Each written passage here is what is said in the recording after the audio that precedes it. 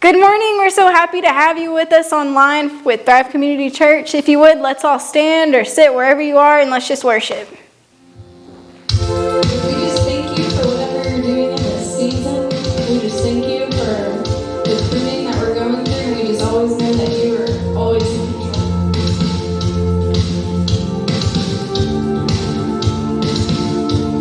You call into darkness. You reach down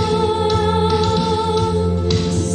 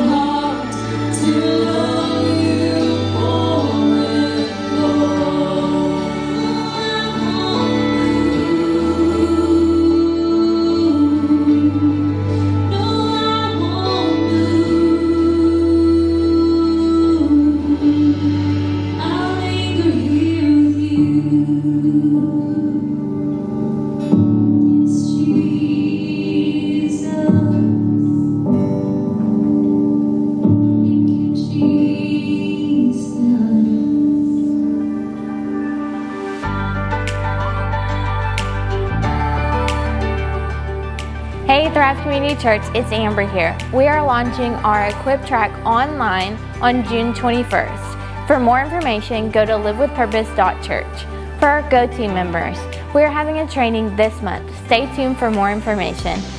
Thanks and enjoy this week's message.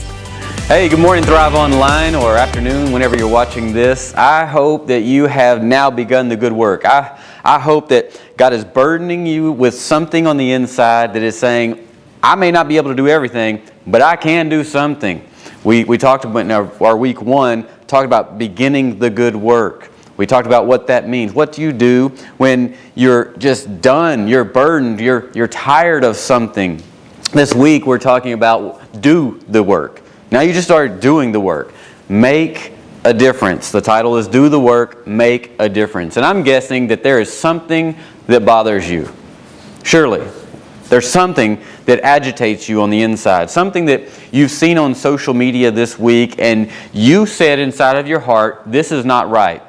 It weighs on you, on behalf of something or someone. There's an injustice, there's a need, there's someone hurting, there's someone abused or neglected, there's a burden, there's something that disturbs you. Every time you see this, it just kind of irks you a little bit. It upsets you. Maybe it makes your blood boil a little bit.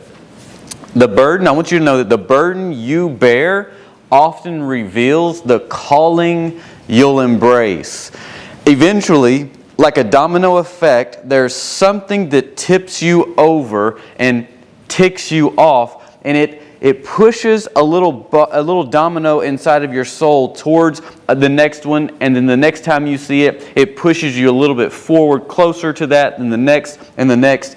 And then eventually the burden that you bear will reveal the calling that is down inside of you. Now, whether you answer that or not is up to you, completely up to you. That's why God has given us free will. But it is completely up to you to decide, I will, like we talked about last week, I will sit down and cry. I will kneel down and pray. But at some point, I'm going to have enough. Enough is enough. I'm going to stand up and do something about it. Well, there's two things I know when this is taking place. That this burden often moves you to take steps towards being the resolve, whether education or ministry or beginning to serve even. Number two is this, you rarely know when you're on the front end of something really special. Now, when you get started, you rarely know, because all you can see is this burden and this next thing that you're going to do because of this burden, but you rarely know you're on the front edge of something great, on the front end of something of major significance. We're in the process, so we're really close, by the way. We ought to be, and within a matter of a month, we ought to be meeting in our own building, our own facility. That is huge. I can see confetti going everywhere. I see people excited. I'm just jumping for joy in my own heart. But that didn't start with just the construction of this building. No, this started years ago whenever my family had a need and God put it in me to say, well, you can do something about it. And then I just started to build. I started to work on my house. And then my family grew. We had little Naomi, and we only had one bedroom in our home. And so we realized, wait a minute, this place is going to get small really fast. And so I began to learn how to build a home. And in the midst of that, right there towards the end of the home, I knew the Lord had moved me to do this because I knew one day that I would be building a church. Now, I didn't have the idea of planting the church or timing of planting a church. I knew in my heart that we would be church planters, but I didn't know what it was going to look like. And then in that process, literally at the end of us finishing our home, we planted a church. Only God can turn events like that. And now 3 years later after that, here we are as a church having the opportunity to actually build our own building, and everything that God taught me through building my home, God is reusing and He is magnifying, giving me more understanding on how to general contract, and then not only that, but train and lead our staff in doing so much of the work, who've done an amazing job for you. They had a burden inside of them to make a difference, and they have actually been working hard to provide a place for you to come in and worship. And so in that time, like I said, I didn't know when I was building, doing a little bit of remodeling work in my first home, that one day it would build into this. I didn't know I was on the front edge of something great. And when we started Thrive Community Church, we didn't know what Thrive would be. Here we are already 3 years later, and we didn't realize 3 years ago we would be on the front edge of something so impactful, something so life-changing, something so powerful for our community. But yet, here we are, and here Thrive is, and here we are ready to be a transformational center place for a home for so many people in Henderson County. No, we saw a need. We saw a need, and we saw a gap, and we said, hey, we can fill this gap. We have an opportunity to help, and that's what we did. We just gave it a shot. And sometimes we paralyze ourselves. We have with analysis paralysis, and then we keep ourselves from moving forward. Just give it a shot. Give it a shot. You learn in the failures. And exactly where some of you are right now, you're bothered by something, you're considering a need, you're thinking of doing something about it. Consider. Maybe you're considering to pray about it. Maybe I'll pray about it. Just pray about it. Maybe you're even considering to serve. Just start serving. Maybe just start doing that thing. You have no idea you're on the front end of something really special if you'll just give it all you've got day after day. You're on the front edge of something great. We're talking about the good work. We're talking about the book of Nehemiah. And the message again is do the work. Make a difference. So I'm going to take you back in history. Remember 586, 587 BC is when the Babylonians under the great and evil Nebuchadnezzar came and they just destroyed Jerusalem. They destroyed the habitation of Jerusalem, the walls of Jerusalem, the temple, Solomon's temple, destroyed it, left burning every one of the gates. So they left Jerusalem vulnerable. They left them flat. They left them broken. They left them without everything. And decades later, some Jews were released from Babylonia, from now Persia, because the Persians overran the Babylonians and destroyed them, and now the Jews were under Persia care. But decades later, after the exile, some Jews were released to go back and rebuild the homeland. Now, there was still no economic system, there was still no leadership structure, there was still no hope, there was only failed attempts. A lot of things take place and grow in failed attempts, however. So 140 years after destruction, an ordinary guy like you and I, or gal, Nehemiah was his name, had a broken heart for his people and for the city. He was not a pastor, he was not a priest, he was not a prophet, he was not a warrior, he was not a contractor. He wasn't even verified. He was just a servant, a cupbearer to the king. Now, you don't have to have a formal appointed position. You just need some passion. And so many times we go, I don't have a place. No, if you got passion, passion will provide you everything that you need. And someone today is struggling with position, and you need to know it only requires you to carry some passion. So what did he do? He sat down, he cried, he knelt down to pray, and then he got up. He stood up to act. He thought somebody has to do something, then it might as well be me. Now, so we're talking about do the work, make a difference. I want to give you 4 thoughts in this message right here. 4 thoughts, and here's number 1. Seek God faithfully.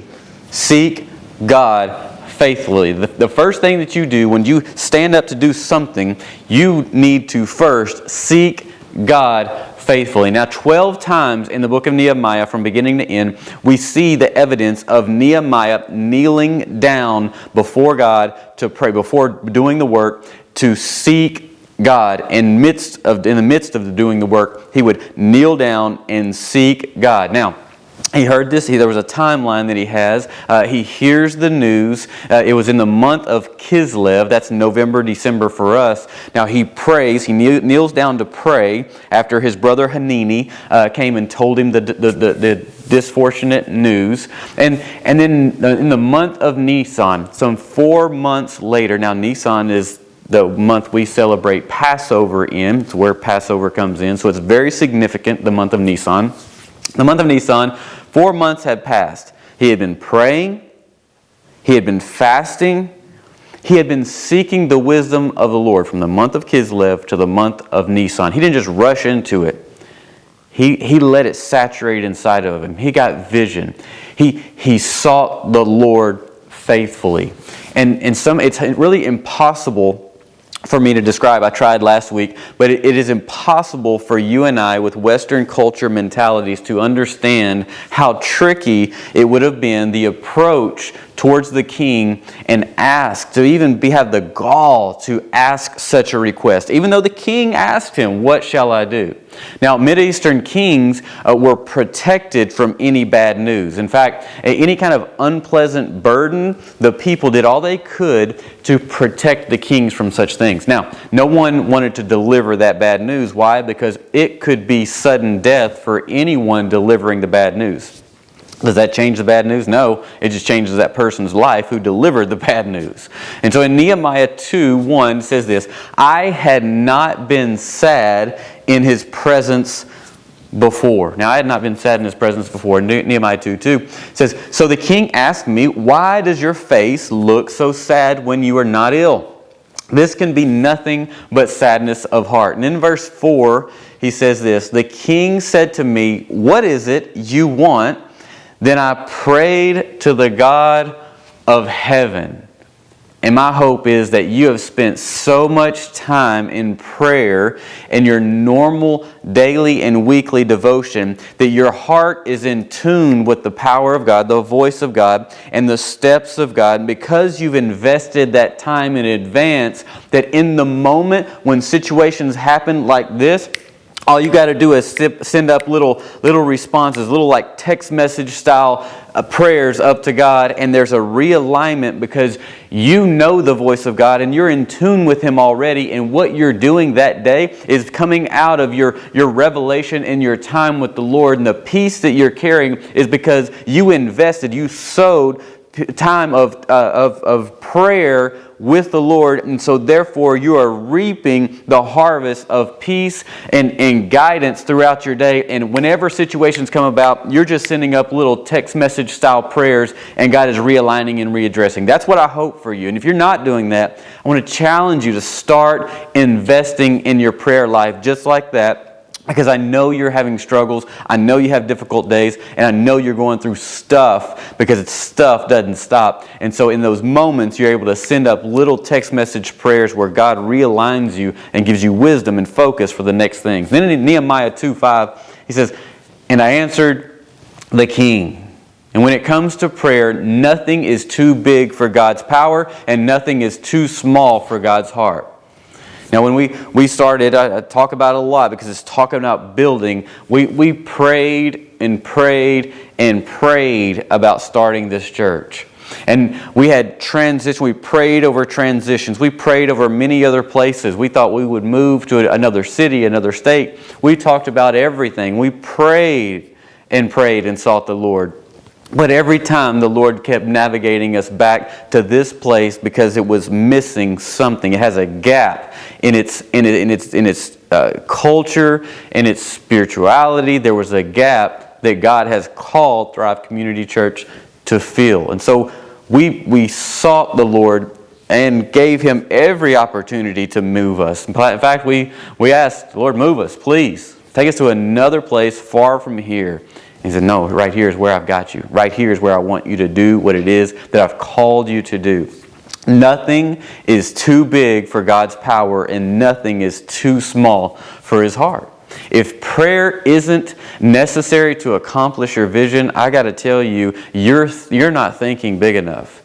If what's inside of you is you already decided, oh, I can do that, then it's not really a big enough vision from God. It's probably left little room for God to even be in it, because you have already figured it out.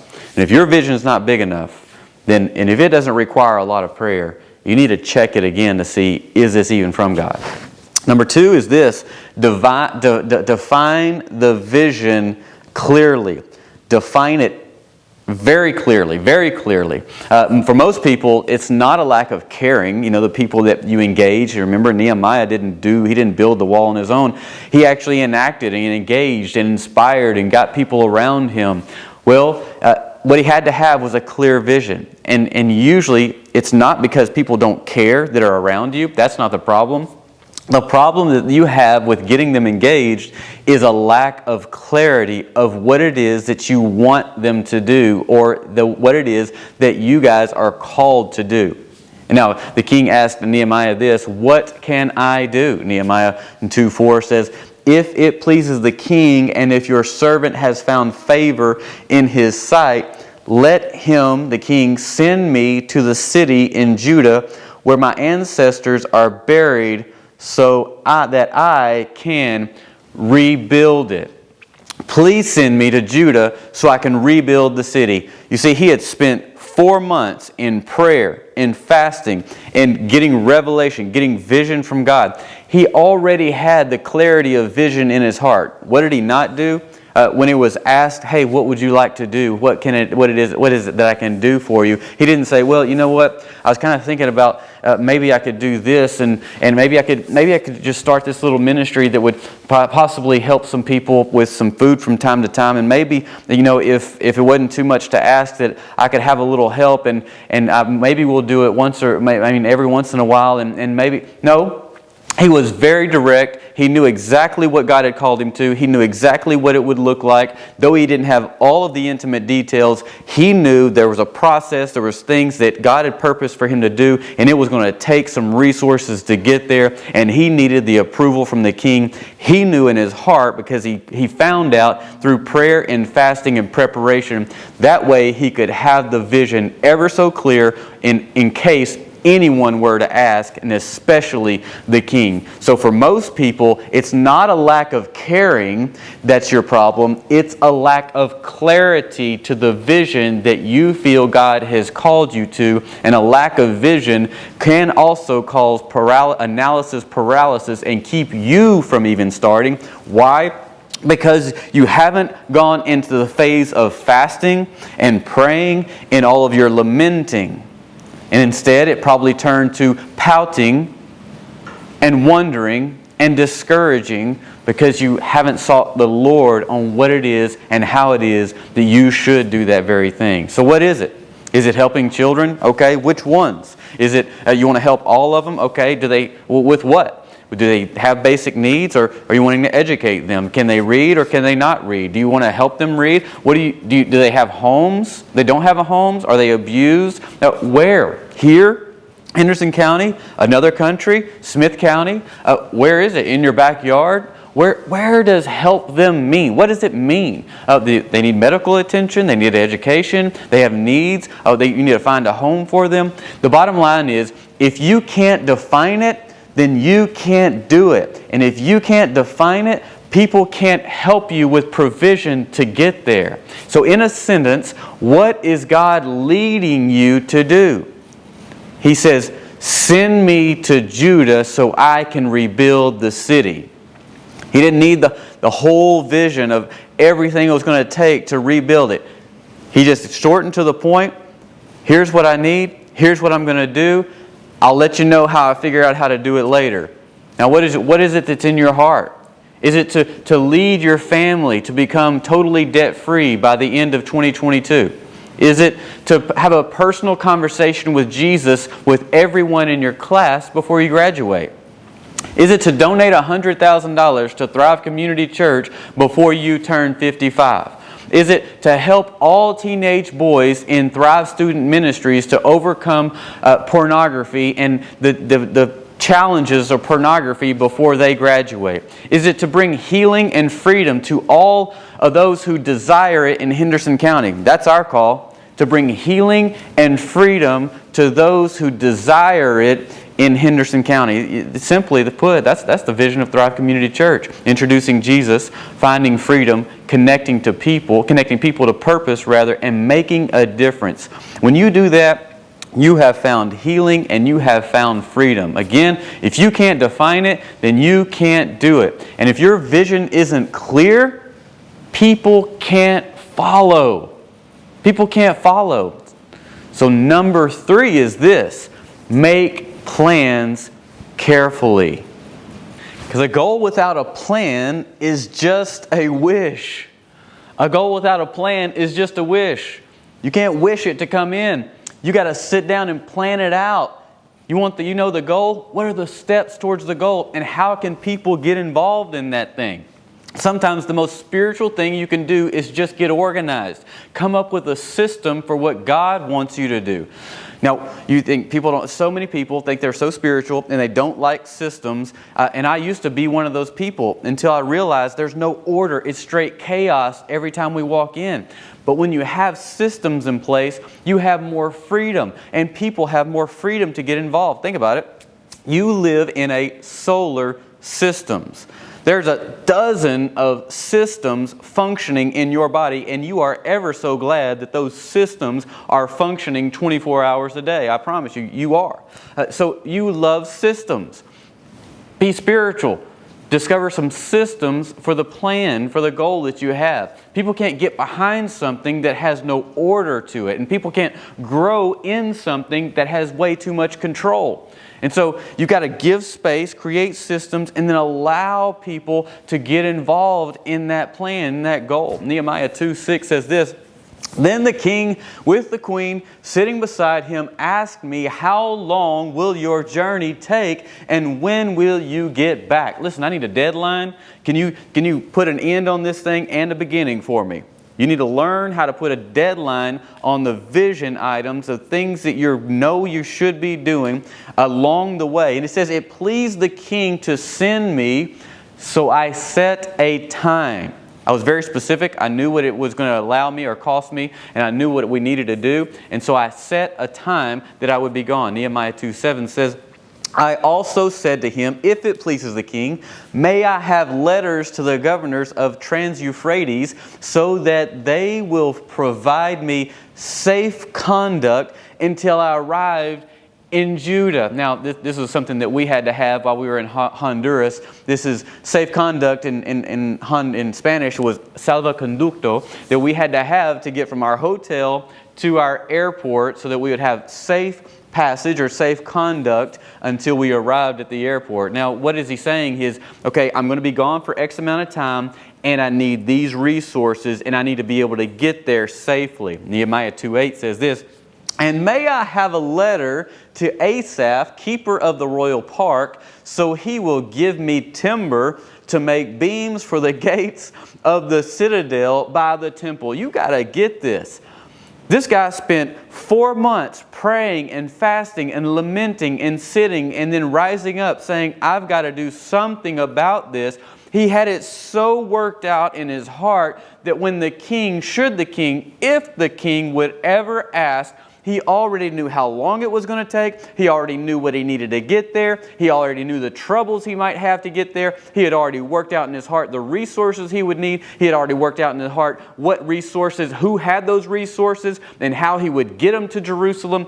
He had all of this worked out. And he says this: "And for the city wall and for the residence I will occupy. And because the gracious hand of my God was on me, the king granted my requests." Listen, he knew the protection he needed. He knew the provision he needed. And he knew that the grace of God was on him and could use even a worldly, earthly, different cultured individual to be used to resource, provide, and protect.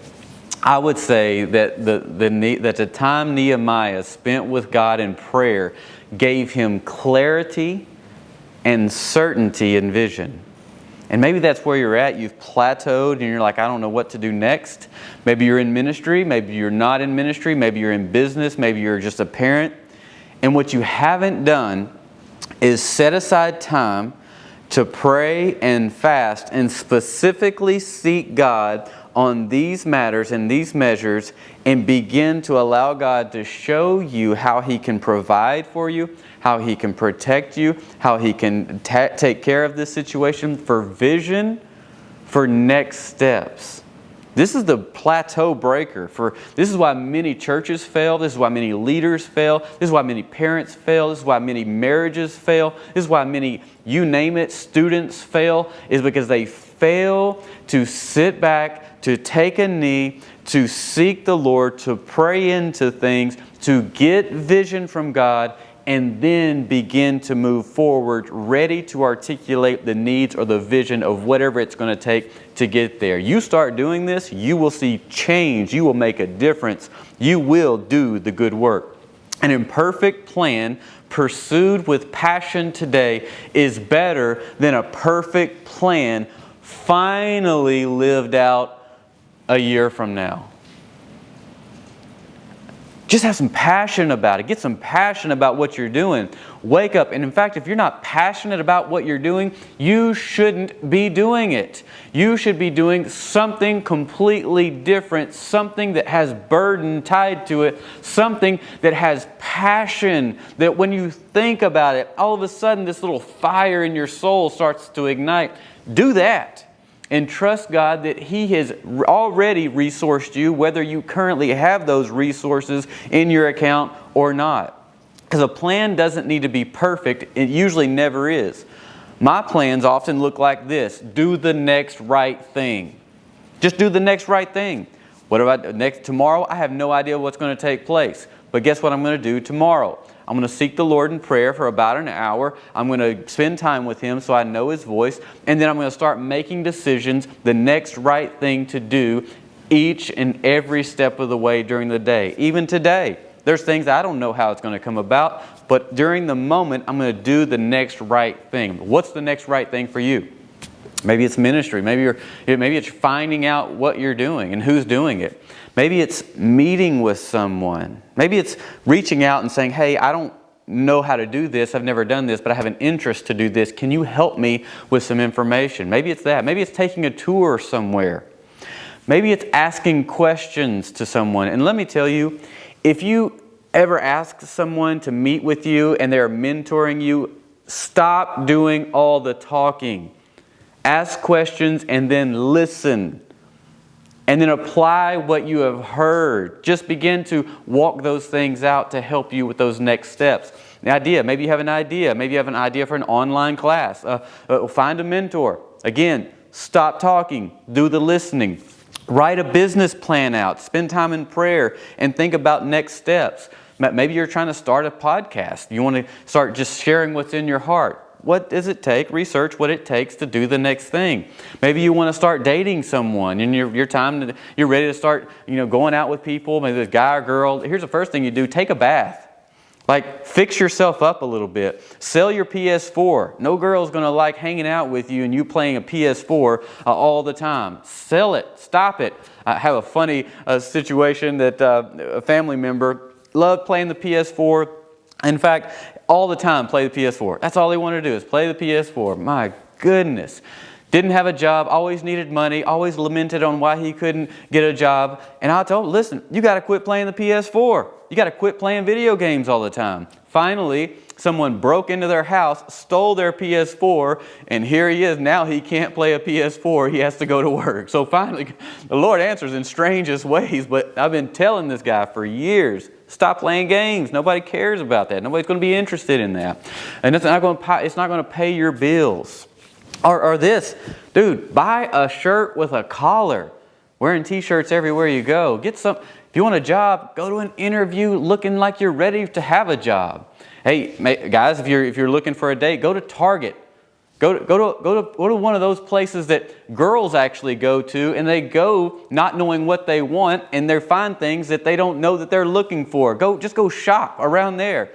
But take a bath first and get off the PS4. Sell it so you can take them to Starbucks or wherever it is. You don't have to have a perfect plan. Just do the next right thing. Success isn't the accomplishment in the future. It's the right thing today. We get so caught up in everything it looks like in the future, and we're paralyzed to do the right thing today. We're always concerned about what's coming. Let me tell you what's coming. A lot of challenge, a lot of opposition, a lot of discouragement, a lot of heartbreak. We talked about that last week. But that also helps you to discover the vision, because when you've experienced those things and you've navigated through those things, then with vision, you can start to let people know, hey, guess what's happening? Guess what's going to happen? You will be discouraged, but it will be okay. You will be challenged, but it will be okay. There are some things that are going to be hang-ups for us, but we're going to have to do this, this, and this to get through it. We will be okay. There's going to be distraction. You're going to be tired of working. You're going to be tired of doing the same thing over and over again, but we will get through this. It is going to be worth it, and it is possible. You're going to have all those things worked out from the Lord, and some of it you're going to have already gone through some trials and been willing to go through some trials so that you can get to the place that you really know that God has for you. And so in Nehemiah 2:17 and 18, he says this. He says, "Then I said to them, you see the trouble we are in. Jerusalem lies in ruins, and its gates have been burned with fire. Come, let us rebuild the wall of Jerusalem, and we will no longer be in disgrace." And verse 18 says, "I also told them about the gracious hand of my God on me, and what the king had said to me." This is the second time he says, the gracious hand of my God was on him. And so inspired people have faith that God is for them. God is for you. That burden, that thing that burns you, that thing that causes this inside, God is for you in that. And God is with you. God is empowering these people that know this. God is empowering them to do something that matters, something that makes a difference. So I heard this quote right here from John Wesley. It says, "Light yourself on fire with passion, and people will come from miles to watch you burn." Listen, what we're doing right now, maybe what you're doing right now, has eternal value. And right now, Thrive is going through a season of building the church, building a church so that the church can come in and be transformed. Nehemiah was going through a season where he was coming back, building the wall, restoring Jerusalem. The temple would be restored as well, as much as possible, so that they could come in and worship, find freedom. They actually found financial freedom. They found spiritual freedom. They found emotional freedom, relational freedom. The season we're going in, we're building a church. Why? Because the plan is that through the building of this church, we are preparing to fill heaven with more souls that will be saved inside and through Thrive Community Church, the building that we're building. And this is the season we're in, and you are a part of this season, and there is a good work that is connected to this part of our season and next. Then God is stirring you with something that agitates you, that burdens you, that's telling you inside, it's time to just sit for a moment, cry a little bit, kneel down, and stand up with vision that's clear, that's from the throne room of God, and begin to actually do something about it. And what you care about, it isn't an accident. God knew what He was doing when He made you, and He knows what He's doing as He's placing this burden on your heart, because the burden that you bear often reveals the difference that you will make. So I want to pray for you.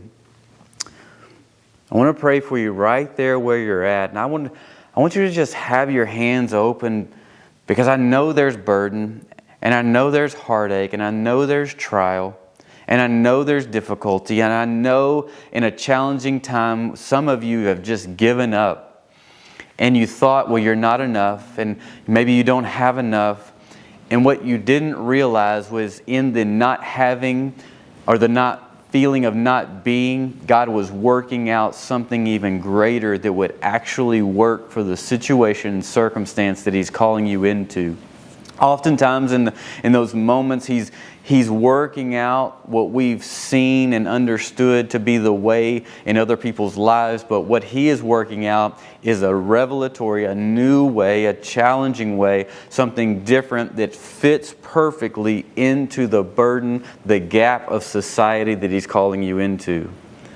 So Father, I pray for those heartaches, those pains, those long sufferings, those trials, those letdowns, those discouragements, those moments of sadness, of lamenting, of being overwhelmed, of being exhausted, of being tired, of the stretched feeling of being just wanting to give up and quit. We thank You for those. And Father, I pray for those who are carrying that burden right now, and I pray that they will kneel down and seek You, and they will begin to fast and pray and hear from the throne room of heaven, and not be emotionally driven and moved around like the sea, but they be steadfast and waiting and articulating and writing down the vision in their hearts that You are giving them. And Lord, we pray these things in Jesus' mighty name. We love You, we praise You. Amen and amen. And hey guys, this is week 2 again. We are really close to being in our building. And here soon, we are going to need more of your help to move the needle forward. So we will announce another work day just before we get into our building, because we're going to have some final touches to move the needle forward to get everything done. We love you guys. Have an amazing week. God bless.